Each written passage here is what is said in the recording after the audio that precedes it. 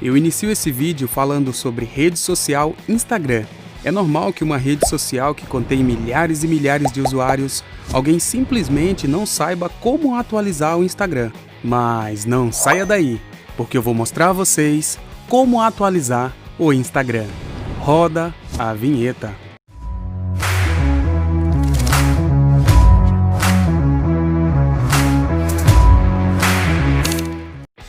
Sejam todos bem-vindos a mais um vídeo aqui do canal. Eu sou Railson Martins e nesse vídeo aqui, galera, eu vou mostrar como atualizar o Instagram através da Google Play Store, que é a loja oficial de aplicativos para Android. Para atualizar o Instagram, primeiramente eu vou abrir a Google Play Store, vou clicar nas três barras que fica localizada no canto superior esquerdo da tela.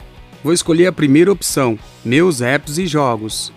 Atualizações, aparece uma lista com aplicativos para atualizar.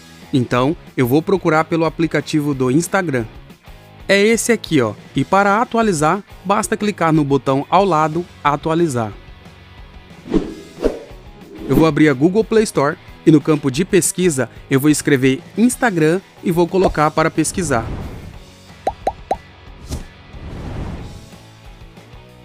Já apareceu o aplicativo aqui, ó, do Instagram. E no caso o meu está desatualizado, então eu vou clicar no botão atualizar.